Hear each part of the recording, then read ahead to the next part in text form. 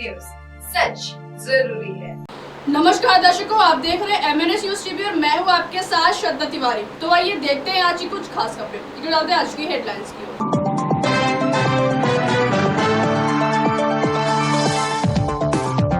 45 ताबूत देखो हर आंख हुई नम।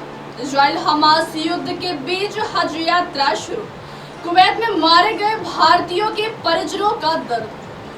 आइए देखते हैं खबरें विस्तार से। 45 ताबूत देख हर आंख हुई नम। कोची एयरपोर्ट पर शुक्रवार सुबह पसरे सन्नाटे के बीच कुवैत से जैसे ही 45 भारतीयों के शवों को लेकर वायुसेना का विशेष विमान लैंड हुआ और आंख नम हो गई। कुवैत की एक बहुमंजिला इमारत में 2 दिन पहले हुए अग्निकांड में जान गंवाने वाले कुल 45 भारतीयों में से 31 लोग केरल, तमिलनाडु और कर्नाटक से थे। केरल के मुख्यमंत्री पिनराई विजयन सहित केंद्रीय और राज्य मंत्रियों ने यहां मृतकों को श्रद्धांजलि अर्पित की। कुवैत अग्निकांड में मारे गए भारतीयों के शव लेकर वहां से आया भारतीय वायुसेना का विमान सुबह करीब 10:30 बजे यहां अंतर्राष्ट्रीय हवाई अड्डे पर उतरा।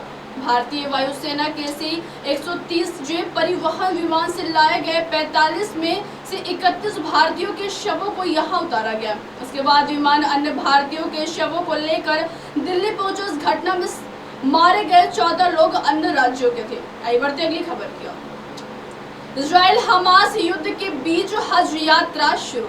मीना मुस्लिम हज यात्री शुक्रवार को मक्का में एक तंबुओं की विशाल शिविर में एकत्र हुए और इसके साथ ही आधिकारिक तौर पर वार्षिक हज यात्रा की शुरुआत की गई। अपनी यात्रा में सबसे पहले उन्होंने इस्लाम के पवित्र स्थल मस्जिद अल हरम में काबा की परिक्रमा की। दुनिया भर से 15 लाख से अधिक हज यात्री हज के लिए मक्का और उसके आसपास जमा हो चुके हैं। सऊदी अरब से भी हज यात्रियों के शामिल होने के कारण यह संख्या और भी बढ़ रही है। सऊदी अधिकारियों को उम्मीद है कि इस वर्ष हज यात्रियों की संख्या 20 लाख से अधिक हो जाएगी।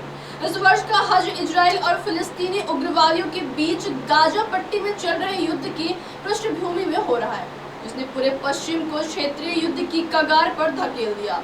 उसमें एक तरफ जहां इजराइल और उसके सहयोगी देश है और दूसरी ओर ईरान समर्थित आतंकवादी समूह है। गाजा के तटीय क्षेत्र में रहने वाले फिलिस्तीनी इस वर्ष हज के लिए मक्का की यात्रा नहीं कर पाए, क्योंकि इजराइल के अपना जमीनी हमला मिस्र की सीमा से लगते गाजा के दक्षिणी शहर राफा तक बढ़ाने पर मई में राफा क्रॉसिंग को बंद कर दिया गया था। आइए बढ़ते अगली खबर।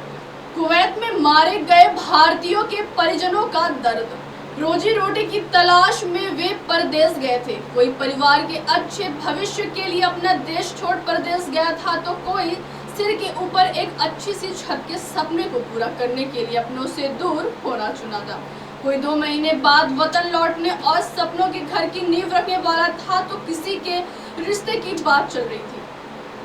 किसी ने पिछले हफ्ते ही अपनी पहली सैलरी भेजी थी। कोई बमुश्किल 1 हफ्ते पहले ही अपनी पहली नौकरी पर कुवैत पहुंचा था। घर में खुशियां थी, तब शायद आस पड़ोस में मिठाइयां भी बटी होंगी, लेकिन वे अब नहीं लौटेंगे। अब उनकी लाश लौट रही है। उनके घरों में अब मातम है। मरने वालों में ज्यादातर केरल के रहने वाले थे। हादसे में अपनों को खोने वालों के दर्द, मलाल और आंसू दिल चीर देने वाले। अब आप हमारे न्यूज चैनल को आपके मोबाइल पर भी देख सकते हैं। मोबाइल पर देखने के लिए प्ले स्टोर से MNS news TV app download करें। इंस्टा, हाई, ट्विटर जैसे कई सोशल मीडिया प्लेटफॉर्म पर हमारा चैनल उपलब्ध है। आप इस यूट्यूब पर भी देख सकते हैं, आप इसे लाइव भी देख सकते हैं www.mnsnewstv.com पर। अब वक्त तो चला है दर्शकों ब्रेक का। ब्रेक से लौटने के बाद देखिएगा देश और दुनिया की तमाम बड़ी खबरें। बने रहिए MNS न्यूज टीवी पर। नमस्कार।